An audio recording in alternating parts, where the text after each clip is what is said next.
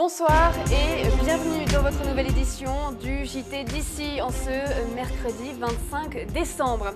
Au programme ce soir, quand un prêtre a le toit de son église qui lui tombe sur la tête, c'est l'incident spectaculaire qui s'est déroulé hier soir lors de la messe de minuit de Guillestre. Le prêtre souffre d'un traumatisme crânien. La mauvaise nouvelle de Noël, c'est la pluie invitée dans les stations aujourd'hui, le manque de neige dans les Alpes du Sud qui commence sérieusement à inquiéter. Pierre Voltier n'ira probablement pas aux Jeux Olympiques. Le snowboarder haut alpin a de nouveau été hospitalisé. Aujourd'hui, vous l'entendrez dans cette édition. Enfin, votre météo, la pluie et la neige qui devraient toujours tomber cette nuit. La neige en altitude demain matin avant le retour du beau temps demain après-midi. Et puis, une nouvelle perturbation attendue pour samedi. Je vous le disais en titre, donc, cet incident spectaculaire du côté de Guillestre, c'était hier soir lors de la messe de minuit. Une pierre s'est littéralement décrochée de la voûte de l'église dans le chœur. Elle est tombée sur la tête du prêtre qui officiait. Éric Jurtig, 45 ans, a été victime d'un traumatisme crânien. Alors, au lendemain de cet accident spectaculaire, une polémique se fait jour dans les Hautes-Alpes, celle de l'entretien des églises dans le département. Un dossier signé Samir Mathieu. On a évité le pire hier soir en l'église Notre-Dame d'Aquilon à Guillestre. Une pierre de la voûte s'est détachée en plein office, touchant le prêtre qui était en train de présider la cérémonie. On a évité le pire car le prêtre s'en sort avec un traumatisme crânien et plusieurs points de suture. Il est d'ailleurs toujours hospitalisé à Briançon. Le pire évité aussi car 10 minutes plus tôt, ce sont les enfants présents à la messe qui se trouvaient à cet emplacement. Un chœur encore occupé il y a une semaine par un orchestre haut alpin. Et pourtant, les importantes failles n'auront échappé à personne. L'église subissait l'usure du temps depuis de nombreuses années déjà, à tel point que hier soir, après le choc, vint la question « Comment est-ce possible ?» Marcel Canal, le conseiller général du canton de Guillestre, réclamait la fermeture de l'édifice. Bien entendu, cette chapelle, je pense que Bernard Leterrier, maire de Guillestre, prenant dans la situation même, je pense, à mon avis, que cette église doit être fermée pour le moment. En attendant un petit peu des investigations, et on espère que les monuments historiques comprendront que de moment il faudra faire des travaux dans ces églises et voir de près ce qui s'y passe. Le maire de Guillestre, Bernard Leterrier, a fait fermer l'église dès hier soir après l'évacuation des fidèles. Mais cette question de la salubrité des édifices religieux risque bien de résonner en écho aux élus. Hier soir, après la messe de minuit à Gap, l'évêque des Hautes-Alpes en personne réclamait un effort supplémentaire de la part des maires pour qu'ils mettent en état les églises. Écoutez Monseigneur Di Falco. C'est une lourde charge pour les communes et je sais, pour avoir de nombreuses occasions d'aller bénir des églises après restauration, que la plupart des communes font de très gros efforts pour l'entretien de leur église. Parfois, c'est très lourd financièrement.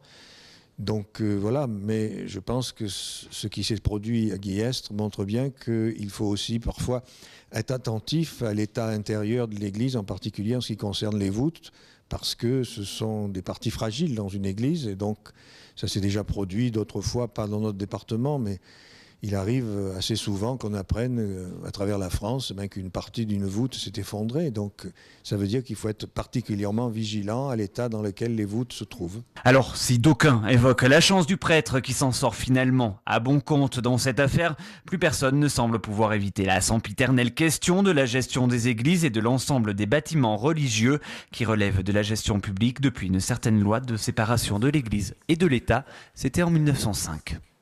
Et un sujet donc dont on n'a pas fini d'entendre parler dans l'actualité également ce soir.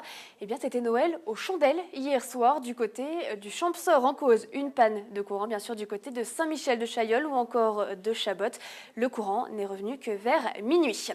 Au rayon accident de la route, un jeune haut alpin de 21 ans a été victime d'une sortie de route ce midi. Il a effectué plusieurs tonneaux. Heureusement, il n'a été que légèrement blessé. Il a été évacué sur l'hôpital d'Embrun. 8h30 pour faire Marseille-Briançon. C'est la mésaventure qui est survenue aux passagers de ce train de la SNCF hier soir. Le train de 16h35 au départ de Marseille a été victime d'une panne en gare de Laragne. Des bus de substitution ont été mis en place par la SNCF. 1 heure plus tard, jusqu'à Gap, puis un autre service de bus a acheminé les passagers jusqu'à Briançon qui sont finalement arrivés à destination vers 1h du matin, cette veillée de Noël. Autant dire que cette panne sur la ligne a provoqué la colère de nombreux usagers. La mauvaise nouvelle de Noël, eh bien, c'est la pluie dans les Hautes-Alpes et dans les stations des Hautes-Alpes. La pluie donc qui s'est invitée jusque très haut. Il a plu jusqu'à 2000 mètres dans le Champsaur. Pluie également ici du côté de Réalon. Pluie dans le Dévoluy. La pluie jusqu'à 1800 mètres pour Montclar ou encore du côté de Vars. C'est donc une très mauvaise surprise pour les stations où le manque de neige commence à se faire criant. La neige qu'on espère encore cette nuit avec une limite pluie-neige qui devrait légèrement descendre cette nuit et demain matin avec un petit retour de froid. Le beau temps, lui, reviendra demain après-midi avant un retour des intempéries pour samedi. On espère du côté des stations, bien sûr, des chutes de neige jusqu'en basse altitude. Météo France, elle, prévoit une limite pluie-neige vers 1400-1800 mètres. Et finalement, la seule station heureuse aujourd'hui, eh bien, c'était la station de Montgenèvre. Il a beaucoup neigé du côté de Montgenèvre. Dès ce matin, il a fallu déneiger. Une quarantaine de centimètres sont tombés en bas de la station du côté de Montgenèvre. Donc on s'est réveillé sous les flocons alors qu'il pleuvait du côté de Briançon. Le nouveau télésiège de Chaillol est enfin en marche. Vous le savez, il était bloqué depuis plusieurs jours, notamment en raison d'un manque de traduction des notices d'utilisation de l'allemand vers français. Alors ce problème-là a été résolu et le télésiège peut fonctionner. Une autorisation de fonctionnement qui a été délivrée seulement jusqu'en avril. D'ici là, Chaillol devra remettre le télésiège aux normes. Écoutez Gérard Blanchard, le maire de Chaillol. Oui, ça a été résolu en grande partie parce que bon, on a un avis favorable jusqu'au 1er avril et après on devra lever les petites dernières, quelques derniers petits travaux à faire. C'est à finir la traduction qui n'a pas été terminée et puis quelques petits aménagements de passerelles sur les pylônes pour le personnel qui peut accéder sur les pylônes. Ça va tourner normalement pour l'hiver, il n'y aura pas de souci. Jusqu'au 1er avril. Et au 1er avril, ils vont mettre aux normes l'appareil totalement. Quoi. Ça ne va rien changer, non. Le télésiège il va fonctionner quoi, pour la Noël. Hein. On fera un beau cadeau de Noël pour la station. Quoi. Je pense que ça va être bien quoi, pour les 50 ans. Voilà. Et on passe enfin au sport avec cette mauvaise nouvelle pour Pierre Voltier. De nouveau hospitalisé aujourd'hui à Briançon pour un épanchement de synovie. Un épanchement qui fait suite à sa blessure lors de la manche de Coupe du Monde à Lake Louise au Canada ce week-end. Le snowboarder haut alpin donc, qui souffre d'une rupture des ligaments croisés du genou droit. Une blessure qui compromet très fortement ses chances de participation aux Jeux Olympiques de Sotchi en février prochain. En tout cas, Pierre Voltier, lui, n'y croit plus. Là, ouais, c'est quand même compromis, hein, donc j'ai fait une croix dessus, effectivement. Ouais. C'est une gestion qui est quand même assez compliquée, assez difficile, hein, puisque ça fait quand même des années qu'on travaille pour ça.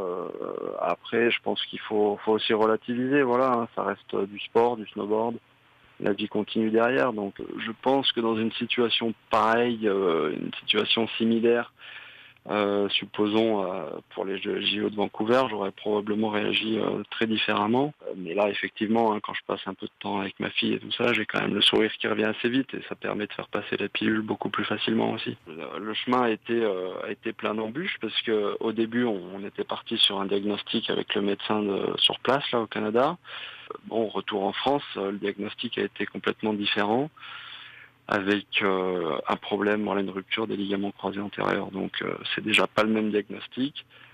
Et puis de surcroît, j'ai eu un épanchement très important. J'ai été ponctionné hier et puis aujourd'hui l'épanchement est revenu. Donc voilà, apparemment c'est pas les fins des galères.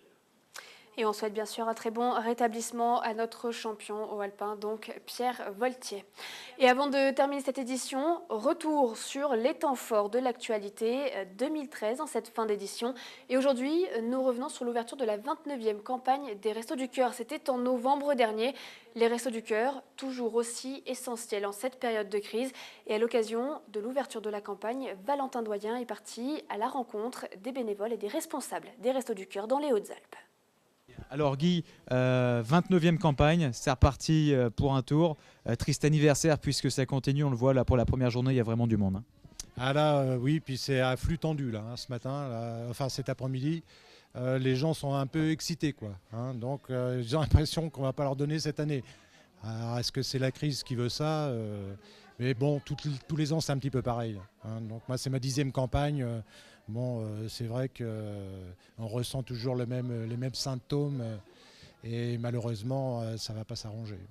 Est-ce qu'il y aura assez encore cette année?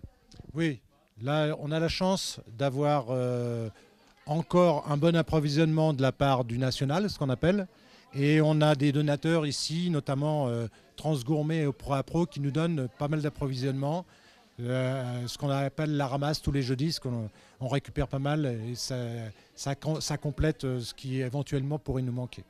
Quand on voit parfois certains hypermarchés, le gaspillage, quand on jette, etc., ça doit vous faire mal au ventre quand même de voir tous ces trucs alors qu'il y a des gens qui meurent de faim, quoi. C'est vrai, mais bon, il faut voir s'il y a d'autres paramètres.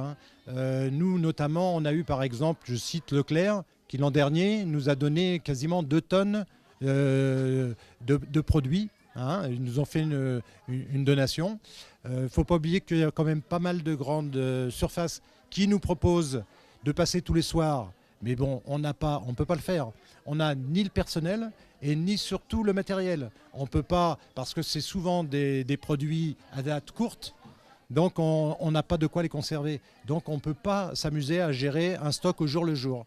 Nous, on gère à la semaine en fonction de ce que le national nous donne le lundi et le mardi. Et puis notre fameuse opération que l'on fait de ramasse le jeudi. Et les Restos du Cœur, bien sûr, qui tout au long de l'année comptent sur vous. Allez, vous êtes à jour de l'actualité d'ici. On passe à l'actualité nationale et internationale. C'est en compagnie de Camille Martel. Ils étaient environ 70 000 sur la place Saint-Pierre à écouter le traditionnel message Urbi et Orbi du souverain pontife. Le pape François a axé son discours sur les conflits dans le monde.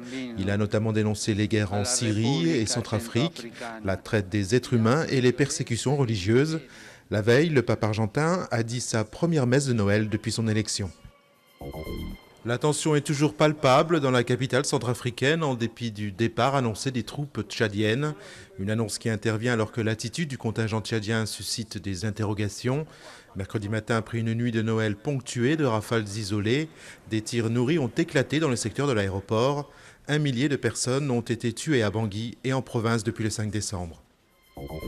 Même si la situation s'améliore progressivement, 80 000 foyers étaient encore privés d'électricité en France suite à la tempête Dirk.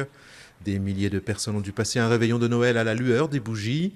La direction de RDF assure que 90% des clients seront raccordés d'ici à la fin de la journée. Mercredi, la perturbation s'est déplacée dans le sud du pays, n'entraînant aucun incident notable. Un mouvement djihadiste s'inspirant d'Al-Qaïda revendique l'attentat suicide à la voiture piégée qui a tué 15 personnes mardi dans le nord du pays. Ansar Beit el-Maqdes, tel est le nom du groupe, est établi dans le Sinaï égyptien. Il a déjà revendiqué plusieurs attaques. Et vous êtes à jour donc de l'actualité d'ici. Et d'ailleurs, vous la retrouvez comme chaque soir sur notre site internet dici.fr et sur nos réseaux sociaux. Excellente soirée à tous sur Dici TV. 24 heures sur 24, 7 jours sur 7, toute l'actualité des Alpes du Sud et dans le monde. Dici.fr.